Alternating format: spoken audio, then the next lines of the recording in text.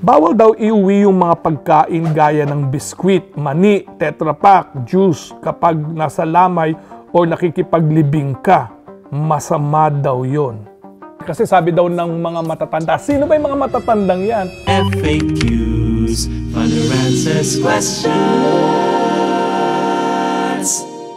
Sabi po ng mga kamag-anak ko, bawal daw iuwi yung mga pagkain gaya ng biskwit, mani, Tetra Pak, juice kapag nasa lamay o nakikipaglibing ka.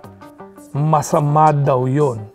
Kaya imbis na iuwi, itinatapon o iniiwan na lang yung mga leftover sa sementeryo. Bawal nga ba talaga mag-uwi ng pagkain sa lamay o libing? Sabi ng mga kamag-anak ko, sino ba yung mga kamag-anak mong yan?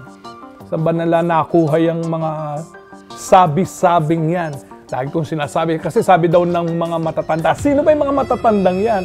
Una at higit sa lahat, yan ay superstition, pamahiin, at lahat ng pamahiin mali at hindi kalugod-lugod sa Diyos. Sino nagsabing bawal? Iuwi mo! Sayang eh, magtatapong ka ng pagkain, mas malaking kasalanan yan. Di ba sinabi nga ng mga matatanda, huwag magtatapon ng pagkain dahil ang bawat pagkain ay biyaya ng Diyos. Imagine mo, itatapon mo yung pagkain, iiwanan mo yung pagkain sa sementeryo. Sino kakain mo? So, hindi bawal. May extra kang pagkain, hindi mo naubos. Nung dumalaw kayo sa lamay o sa sementeryo, iuwi, kainin. Hindi yan malas, hindi yan swerte. At napag-uusapan na rin lang ang pagkain, ang susunod na katanungan ay ganito. Father, naging tradisyon na po sa aming pamilya na inaalayan ng pagkain yung puntod ng namayapa naming kamag-anak. Paborito daw niya yung kasing pagkain yon nung nabubuhay pa siya. Ano po ang pananaw ng simbahan tungkol dito? Is it okay to offer food and drinks to our dearly departed as a form of respect and love?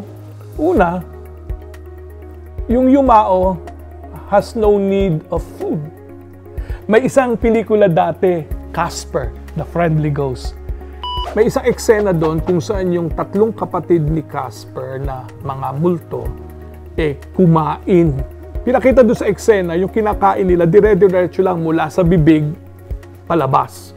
In other words, hindi nila kailangan yung pagkain. Hindi nila ma-absorb. That is what food is all about for our bodies, to be strengthened by the nutrients that come from food. Pag nag-alay ka ng pagkain sa puntod, ano purpose nung pagkain na yon? Wala, nilagay mo lang doon. In other words, lalangawin lang. Diba sayang? Sana magagamit ng tao, mapakikinabangan ng tao, hindi naman mapakikinabangan ng kung ano.